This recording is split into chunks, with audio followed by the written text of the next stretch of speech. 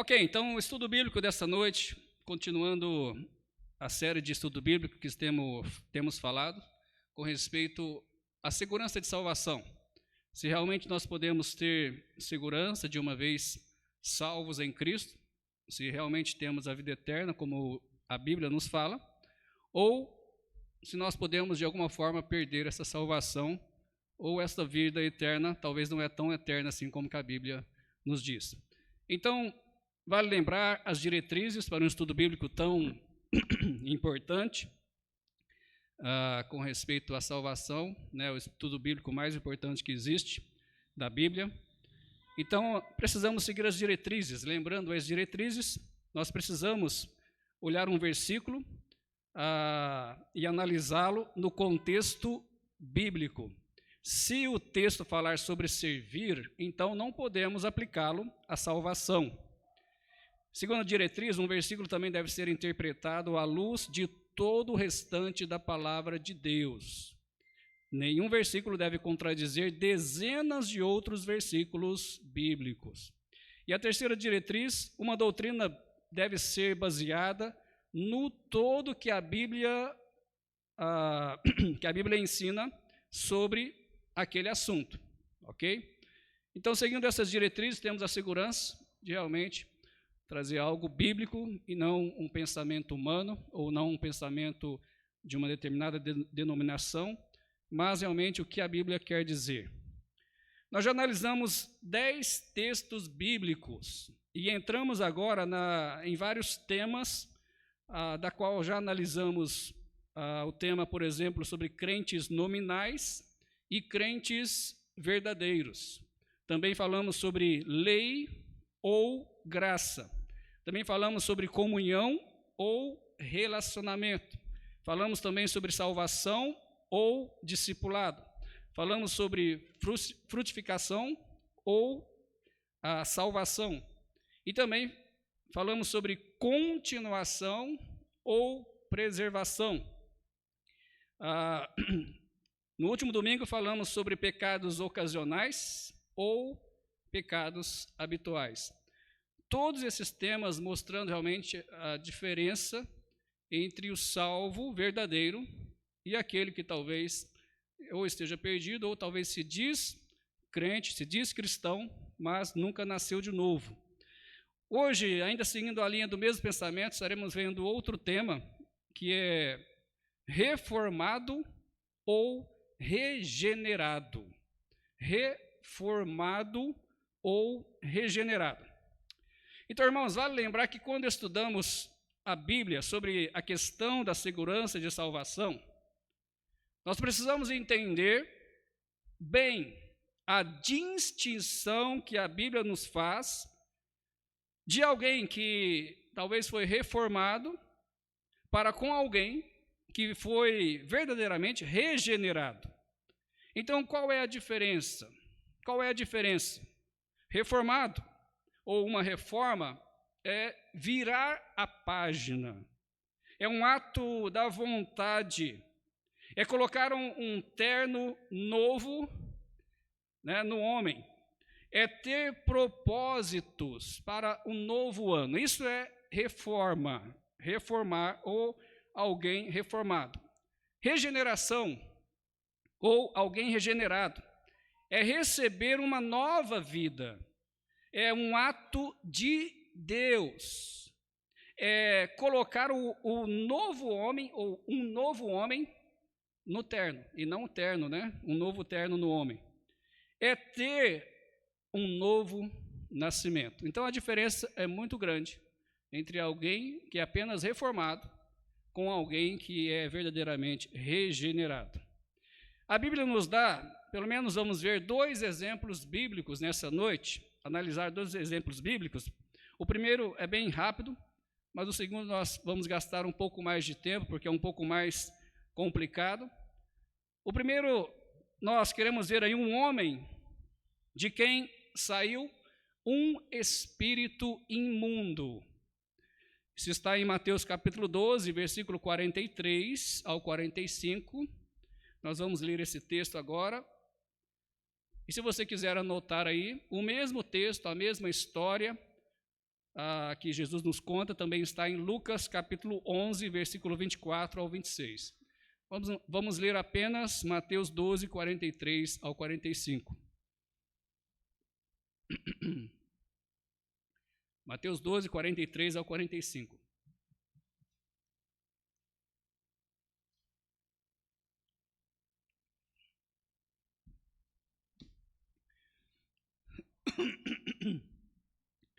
A Bíblia nos diz: e quando o espírito imundo tem saído do homem, anda por lugares áridos, buscando repouso, e não o encontra.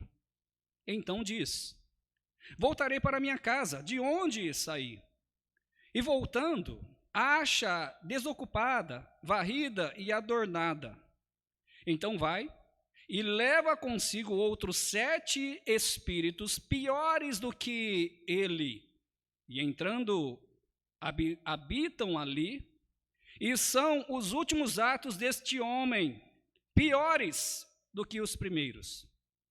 Assim acontecerá também a esta geração má. Ok, os irmãos podem se assentar.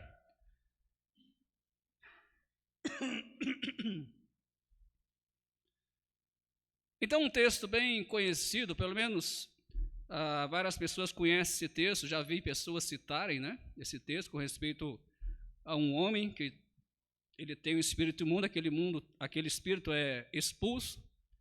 Esse espírito, então, ele vaga por lugares e ele não encontra, então, uma outra pessoa.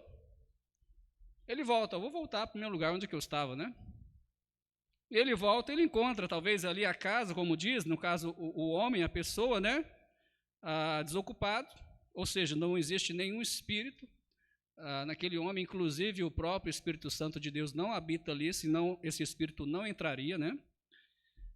Mas mesmo assim ele vê ali uma casa varrida, né, limpa e até adornada, tipo arrumada, né? E opa, vou ficar por aqui mesmo, né, em outras palavras, né?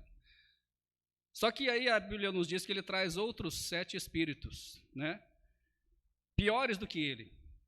E eles entram então naquele homem, habitam ali, e a Bíblia diz que a situação desse homem, os atos, é bem pior do que quando, né, havia só um espírito. Semana passada nós pregamos sobre o endemoniado gadareno, né, aquele homem da cidade de Gadara, do qual tinha pelo menos, no mínimo, 6.000 espíritos imundos. Porque quando Jesus perguntou o nome dele, Jesus perguntou apenas para nós sabermos, né, aí o perigo, né, de quantos demônios pode habitar um homem. Então aquele espírito disse, legião. Por quê? Somos muitos. Imagina quantas vezes este espírito saiu e trouxe mais 7. Saiu e trouxe mais 7. A questão da interpretação bíblica aqui Jesus está falando de Israel. Eu vou explicar aqui com respeito a Israel, mas isso cabe também à vida do homem também. Muitas vezes, quando ele não tem Deus, quando ele não tem o Espírito Santo habitando sua vida, ele tem basicamente aí um corpo livre para qualquer espírito. E o diabo aproveita essa questão. Mas esse texto aqui, o Senhor Jesus, quando ele disse aí no final do versículo 45, ele diz, assim acontecerá também a esta geração má. Ele está falando de Israel. Ele está falando com os israelitas. O que aconteceu então, para os irmãos entenderem melhor? Existiu o cativeiro, né, de Israel, onde Deus entregou Israel para os seus inimigos, eles foram levados cativos para a Babilônia, e neste tempo do cativeiro babilônico, então eles foram libertos de adoração, de imagens de escultura. Nesse sentido, então, a casa de Israel estava limpa, não é verdade? Mas a casa ficou desocupada, por quê? Porque eles não deixaram o Messias entrar. Eles não receberam o Senhor Jesus Cristo como o Messias, como o enviado de Deus, como o Filho de Deus, como aquele que realmente queria libertá-los. Israel, então, por ter rejeitado a Jesus, eles serão, a nação de Israel será réu de uma culpa ainda maior de idolatria, porque eles não receberam o verdadeiro Cristo. Mas a Bíblia diz que eles vão receber o anticristo. Outro dia eu citei essa passagem, Jesus disse, olha, eu venho em nome do meu Pai e vocês não me aceitam. Mas vai vir alguém no seu próprio nome, quando essa pessoa vir no seu próprio nome, vocês vão aceitar. É o que vai acontecer com Israel. Eles vão aceitar o anticristo, porque ele vai vir no seu próprio nome, se falando, se dizendo ser o Cristo. Então, a reforma em Israel não foi suficiente, através daquele cativeiro babilônico. Porque sem o Messias, não existe livramento final do mal. Então, esse texto aqui nos mostra basicamente a reforma de uma nação que não resultou. O que ela precisava receber era o Messias, mas eles rejeitaram, eles crucificaram o Messias que foi enviado a eles. Sabemos que tudo também faz parte de um plano maior, de Deus, mas ainda assim, eles não são indesculpáveis, eles são culpáveis por ter rejeitado o Filho de Deus, o Messias, daquele de quem os profetas falaram, e eles rejeitaram. Mas tem um outro texto bíblico também que nos fala sobre a reforma de um homem. Vamos para 2 Pedro, segunda carta do apóstolo Pedro, capítulo 2, bem lá no final, pouco antes aí de Apocalipse, 1 João, e aí sim, 1 Pedro. Na realidade, 2 Pedro, segunda carta do apóstolo Pedro. Enquanto os irmãos estão abrindo, alguém tem alguma dúvida ou um comentário sobre isso? Sobre o primeiro exemplo bíblico de uma reforma? Ok, então 2 Pedro, capítulo 2, versículo 17 ao versículo 22. Esse texto tem alguns dizeres aí que muitas vezes causa muita polêmica, Então, 2 Pedro, capítulo 2, versículo 17 ao 22, diz o seguinte.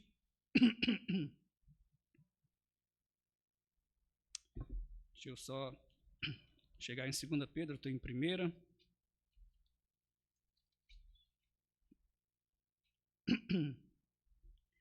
A Bíblia nos diz o seguinte: estes são fontes sem água, nuvens levadas pela força do vento. Só uma pausa aqui rapidamente.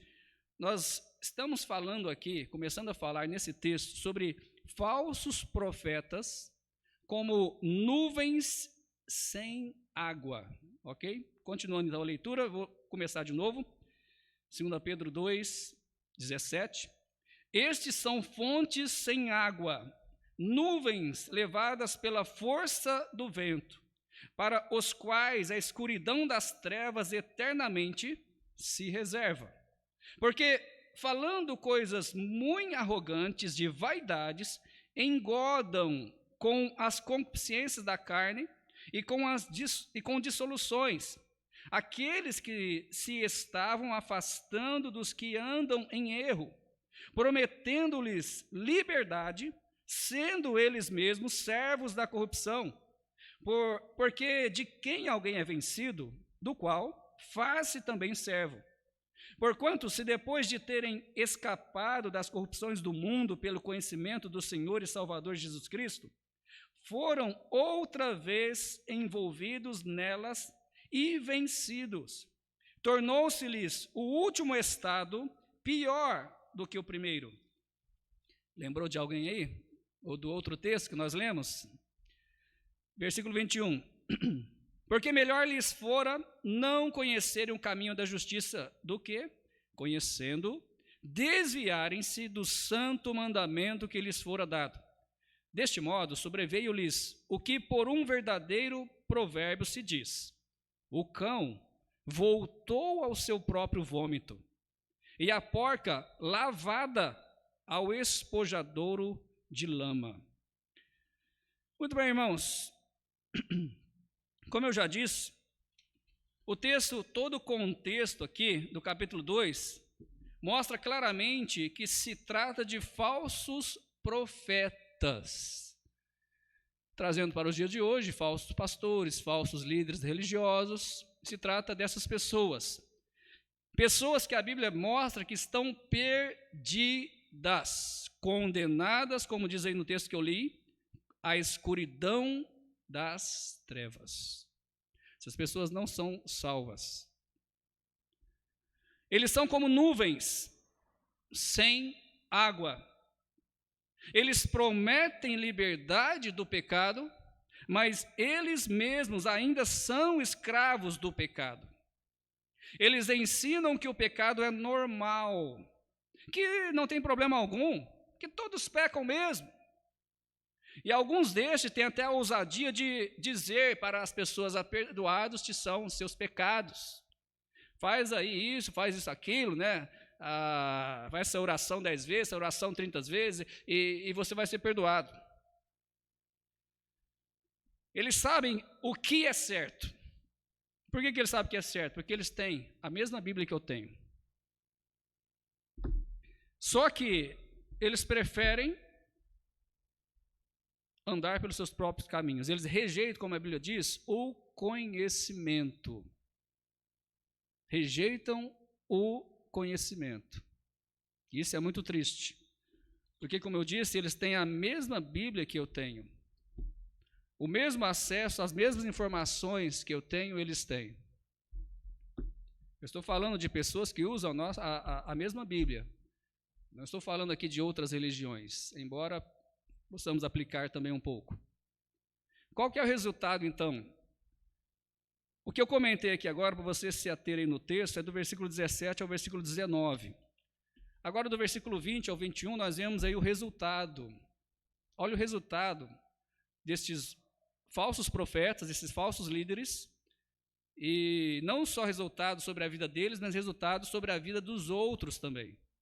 O resultado disso é uma vida cada vez mais afundado na vergonha e degradação espiritual. Pedro aqui, o apóstolo que escreveu essa carta, ele considerou aí a condição anterior dessas pessoas. Ele considerou a condição anterior dessas pessoas de pecado, no caso, né? Um estado talvez de ignorância mais preferível do que a condição atual que eles se encontram de pecado, em um estado em que eles repudiam a Cristo, eles rejeitam a salvação em Cristo Jesus. Mesmo conhecendo Jesus, mesmo sabendo, tendo conhecimento, né, de Jesus como sendo a única saída do pecado. É um resultado muito triste, muito catastrófico. Muitas vidas têm sido levadas ao inferno por causa desses resultados. Agora, o mais triste, e até que nos deixa um pouco mais claro o que a Bíblia nos diz, é o versículo 22. A Bíblia chama essas pessoas como o cão e como a porca. Para os irmãos entenderem melhor, tanto o cachorro como o porco eram considerados animais impuros no Velho Testamento, né, antes de Cristo.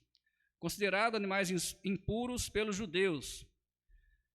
E, na realidade, eles têm alguns costumes aí que a Bíblia mesmo colocou aí, bem impuros, né? Mas eles não só são imundos, esses animais, como têm comportamento imundos. O cão continua a ser cão, aqui no texto. E a porca continua a ser a porca. Não houve uma regeneração, mas houve uma reforma.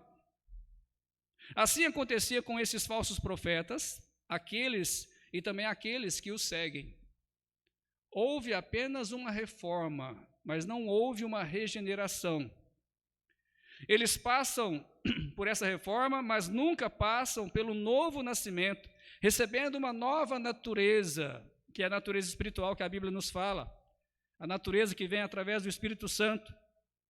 O que o pecador precisa, irmãos, é da regeneração. O que todos nós precisamos é de regeneração. Uma regeneração, a única regeneração maravilhosa e miraculosa feita pelo Espírito Santo de Deus. Quando isso acontece, pastor? Quando o pecador se arrepende de seus pecados e reconhece a Jesus Cristo como o único e suficiente Salvador e Senhor de sua vida. Essa é a verdadeira regeneração. Não é apenas começar a frequentar uma igreja, não é apenas fazer parte de uma religião, não é apenas largar alguns atos, desagradáveis, talvez para você e para as outras pessoas. Não é apenas ser batizado em alguma igreja evangélica, mas a regeneração acontece apenas por meio do Espírito Santo.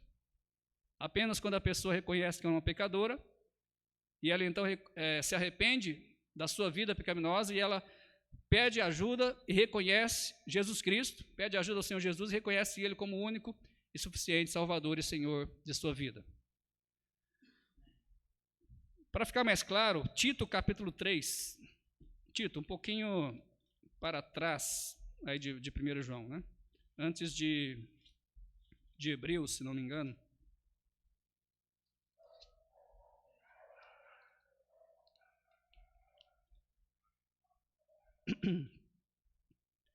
Tito, capítulo 3, versículo 5, olha, eu vou ler o texto, irmãos, lembrem o que eu disse até aqui, com respeito à regeneração.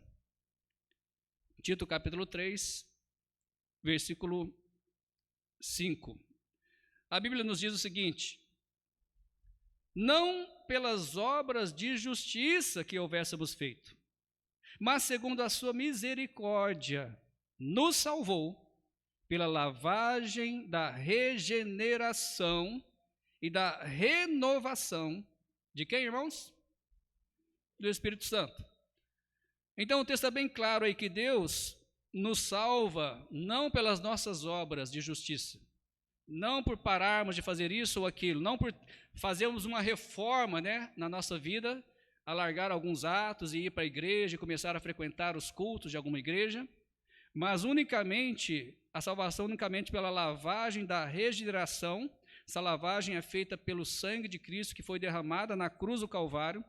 Essa lavagem da regeneração também é feita pela renovação do Espírito Santo.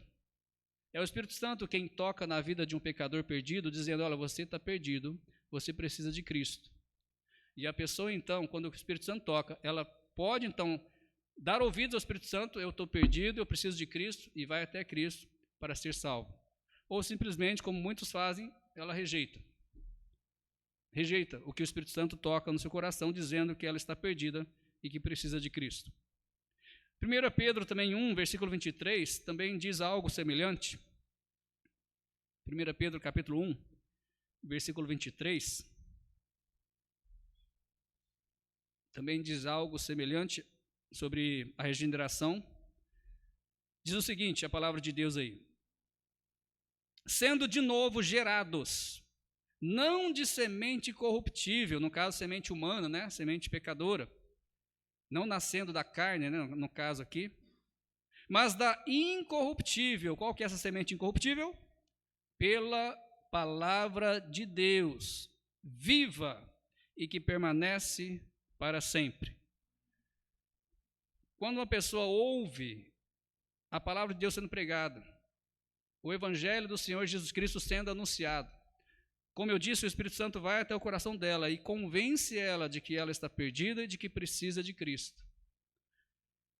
Se ela der ouvido, se ela se arrepender dos seus pecados, se ela colocar toda a sua confiança em Cristo, ela é então regenerada pelo Espírito Santo. A Bíblia também chama de novo nascimento, em João capítulo 3.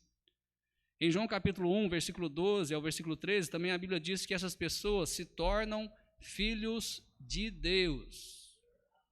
Vamos abrir lá, João 1. Não é 1 João, mas agora é João, depois de Mateus, Marcos, Lucas e aí João, capítulo 1.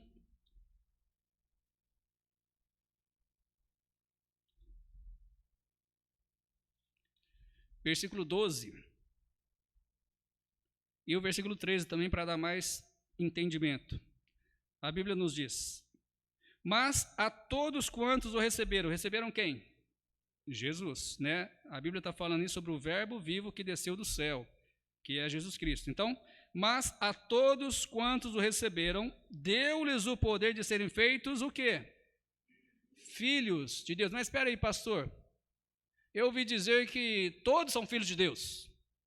Bom, o que você ouviu dizer não é o que a Bíblia diz. Vou voltar a mesma coisa que eu disse antes. As pessoas têm a mesma Bíblia, mas elas preferem rejeitar o conhecimento e preferem aceitar o que as pessoas dizem, sem respaldo bíblico, sem autoridade bíblica. E é por isso realmente que existem tantos falsos líderes, tantas religiões, tantas igrejas evangélicas que pregam o evangelho errado, infelizmente. Então está aí. Continuando a leitura para ter maior entendimento, porque daqui nós vamos seguir para frente e os irmãos vão entender melhor. João 1,12. Mas a todos quantos receberam, deu-lhes o poder de serem feitos filhos de Deus, aos que creem no seu nome, os quais não nasceram do sangue, nem da vontade da carne, nem da vontade do homem, mas de quem, irmãos? De Deus. Essas pessoas são nascidas de Deus, são tocadas por Deus, pelo Espírito Santo. Não é uma ação humana, não é algo que eu consiga fazer, mas é algo que o Espírito Santo faz na minha vida. Logicamente, como eu já disse, eu tenho que aceitar também, né? Ele não vai fazer nada com você contra a sua vontade. Muito bem. Este novo nascimento, então, nos torna filho de Deus, correto? Uma vez sendo feito filho de Deus, nada pode desfazer isso. Por quê? Porque foi feito através de um nascimento, um novo nascimento espiritual. Por que nada pode desfazer isso? Porque, vou voltar àquele mesmo exemplo, né? Vou usar outra família aqui agora, né? Os Freitas aí. Né? Se o Crisley, né, filho do irmão Edilson, se ele chegar a desagradar o seu pai, fazer tudo o contrário dos ensinamentos do seu pai, até mesmo roubar dinheiro do seu pai, até mesmo xingar o seu pai, eu sei, o seu pai vai ficar muito triste, magoado, mas isso não vai fazer com que ele deixe de ser filho deles. Está no genes dele, está na aparência dele, né? Parece. Então, uma vez sendo feito filho de Deus, isso não muda, porque foi feito através de um nascimento espiritual, ok? Aí sim, nós podemos pecar, sim, podemos agradar a Deus, sim, podemos entristecer a Deus, sim, mas nós não deixamos de ser feitos filhos de Deus, porque não depende das nossas obras, do que fazemos ou deixamos de fazer, mas eu já disse, e a Bíblia disse aí, nós somos gerados de Deus, é Deus quem faz essa obra. E não só faz, mas como nós temos estudado aí, é Ele também que mantém. Toda a obra de Deus de salvação é dele. Tanto no início, quando Ele convence, quando Ele salva, e também na questão de manter salvo. Senão, nós teríamos parte nisso, teria parte humana nisso. E a Bíblia não diz assim, ok? Mas o que mais acontece quando alguém nasce de novo? Para a gente ficar bem apercebido. Aqui eu vou dizer algumas coisas, mas tem muito mais. O que mais acontece, então, quando alguém nasce de novo? Só lembrando, irmãos, que o cão e a porca nunca se tornaram ovelhas. Eu sei, né? Você achou estranho, né? Cachorro e porca se tornar ovelha? Isso é impossível, eu sei. A questão é que eu estou sendo bíblico, né? Porque a Bíblia diz que alguém que nasce de novo se torna ovelha de Cristo. Nós somos considerados como ovelhas. E é interessante, a ovelha é um animal limpo. Isso é interessante, né? A ovelha é um animal limpo. e jamais perecerão as ovelhas de Cristo. Olha João 10, versículo 27. João capítulo 10.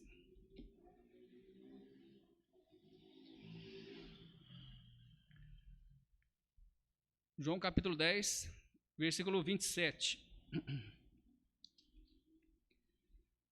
27 e 28. João 10, versículo 27 e 28, a Bíblia nos diz. Na realidade, quem está dizendo que essas palavras é Jesus. Ele diz: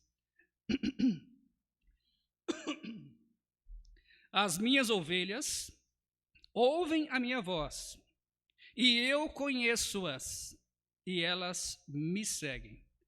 Esse versículo tem tantas informações aqui importantes, tanto espiritualmente quanto até comumente, né? Por exemplo, uma ovelha, um animal, né? A ovelha, ela realmente conhece a voz do pastor. Eu já vi até vídeos, né?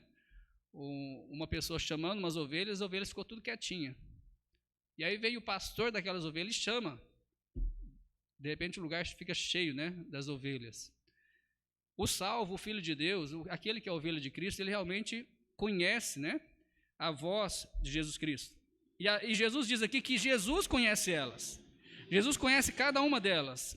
E também diz aqui que elas seguem a Jesus. Uma ovelha de Cristo segue a Cristo. Mas o mais maravilhoso desse texto é o versículo 28, que nos dá segurança. Porque Jesus diz aqui: e dou-lhes a vida eterna, e nunca hão de perecer, e ninguém as arrebatará da minha mão. Isso é segurança para você ou quer mais? O próprio Jesus disse, irmãos, que aqueles que são ovelhas dele têm a vida eterna. Vida eterna já quer dizer para sempre, né? Vida para sempre. Nunca hão de perecer, ou seja, nunca serão condenados. E ainda mais ele diz: ó, ninguém vai arrebatar da minha mão. Quem é que pode? Ninguém pode chegar lá na mão de Jesus e tirar a mim ou você, aquele realmente que é nascido de novo, aquele que foi gerado pelo Espírito Santo. Ninguém. Segundo lugar, o que mais acontece na vida de alguém que nasceu de novo? Quando alguém nasce de novo, ele se torna uma nova criatura em Deus, conforme 2 Coríntios capítulo 5, versículo 17, que diz o seguinte lá, né? Assim que se alguém está em Cristo, nova criatura é. As coisas velhas já passaram, eis que tudo se fez novo. Ela é uma nova criatura, ele é um novo ser, gerado pelo Espírito Santo, ele recebe uma nova vida, ele recebe a própria vida de Cristo em si mesmo, ele tem novos interesses, ele tem novas motivações, ele tem novas ambições, ele tem agora um novo estilo de vida. Por isso que muitas vezes as pessoas olham o crente, né, e vê ele como um ser de outro mundo, né? Porque ele é totalmente diferente. Ele vive como Cristo. Mas além disso, ele tem um novo amor por Deus. Ele antes era hostil ou indiferente para com Deus. Agora ele tem um novo amor por Deus. Ele tem um desejo santo de fazer restituição pelos erros passados, talvez pecados, talvez atos, né? Talvez furtos, não sei, qualquer coisa que prejudicou outras pessoas no passado, antes de receber a Cristo. Ele tem agora desejo de restituir aquilo. Ele tem um novo amor pela humanidade, porque ele reconhece, ele entende que a humanidade está perdida e precisa de Cristo para ser salva. Ele também tem um desejo de testemunhar o que Cristo fez na sua vida, mesmo sendo alguém vergonhoso, mesmo sendo alguém tímido. Ele tem esse desejo, ele vai falar para as outras pessoas da sua forma.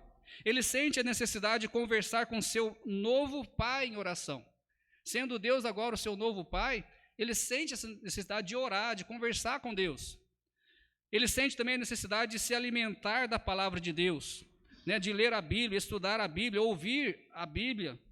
Ele quer também se livrar dos objetos de ocultismo e todo o pecado que antes dominava a sua vida.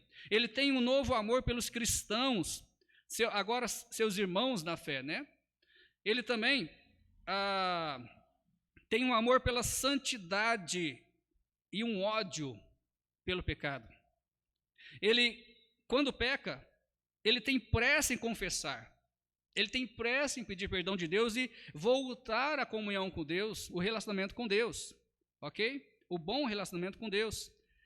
E ele pratica a justiça, ele pratica o amor, ele é alegre, ele tem paz no coração, ele é bondoso, ele é fiel a Deus. Ele já não se sente mais confortável no mundo. Por exemplo, alguns lugares, algumas festas, alguns ajuntamentos de pessoas onde Jesus é excluído, ele não se sente à vontade nesses lugares. Ele não tem mais medo de morrer, porque ele sabe que estará com Jesus quando morrer.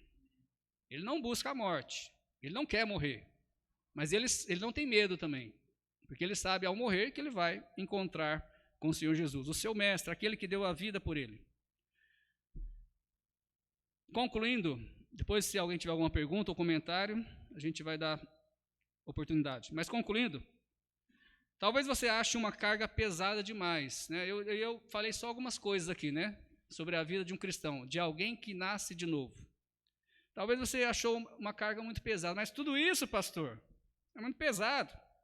Mas deixa eu dizer uma coisa, quando alguém é regenerado, quando alguém realmente é salvo, verdadeiramente regenerado, e não só reformado, porque se for reformado, realmente vai ser pesado.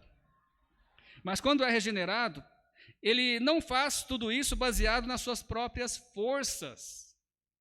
Porque, realmente, se fosse nas suas forças, seria realmente difícil, pesado. Mas sabe quem faz isso na vida dele? É Cristo. É Cristo que faz tudo isso na sua vida, se revela, né, na sua vida. E o próprio Espírito Santo é aquele que dá o poder para essa pessoa, agora salvo, né, fazer tudo isso e muito mais. Jesus mesmo disse, né, que os seus discípulos iriam fazer coisas maiores do que ele fez, porque é o poder do Espírito Santo que está neles. A vontade da pessoa também é importante. A vontade da pessoa também é importante, mas ela é secundária. Ela não é aquilo que realmente move a sua vida ou faz acontecer as coisas. Como eu disse, para ser salvo, a pessoa realmente tem que querer, tem que aceitar. E não só apenas acreditar, mas tem que querer. O verdadeiro poder que o impulsiona, então, está em Cristo, porque Cristo habita nessas pessoas. Amém? Irmãos, alguma pergunta sobre esse estudo ou comentário? Se tiver, levante a mão que o irmão Cris vai levar o microfone para você.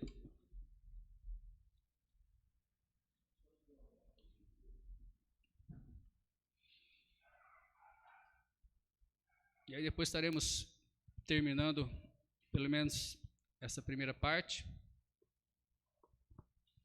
Então, irmãos, essa questão aí que envolve muito, de que todos, né, eu também sou filho de Deus, todos somos filhos de Deus. Então, se nós não somos filhos de Deus, nós somos o quê, então? Na verdade, nós somos criaturas de Deus. Deus nos criou, mas para se tornar um filho verdadeiro, tem que crer em Cristo e recebê-lo como seu Salvador, para passar a fazer parte da família de Deus. A Bíblia fala em muitos lugares sobre a família de Deus, né? O Israel de Deus, o gentio é salvo, né?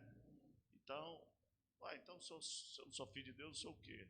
Todos nós somos criaturas, mas em Cristo Jesus nós somos filhos, né? Somente por Ele.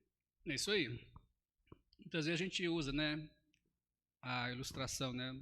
Por exemplo, um menino muito habilidoso, ele vai lá e ele pega um pedaço de madeira e ele tira ali, né, tudo aquilo que não se parece com um cavalo, né? E aí ele faz um cavalo de madeira, ele cria, né, um cavalo ou qualquer outra coisa. Né? Ele fez aquilo, ele criou aquilo, mas aquilo não foi gerado, né? Então é uma criação e não um filho, algo gerado, como nós somos de Deus. Somos criação, mas não fomos gerados como podemos ser, conforme a Bíblia diz, né? Pelo Espírito Santo, espiritualmente, através da salvação em Cristo. Então é uma grande diferença. Mais alguém? Pergunta? Ok, então nós vamos encerrar. E nós vamos fazer o seguinte, nós vamos ler o relatório no final do culto, no final da segunda parte. A hora já está meio avançada, se nós lermos o relatório e depois termos aí nossa pausa, nosso tempo de comunhão, vai demorar muito. Então nós vamos ter apenas aí uns 15, no máximo 20 minutos de pausa, e depois voltaremos à segunda parte. E aí no final da segunda parte a gente lê os relatórios financeiros que precisa ser lido.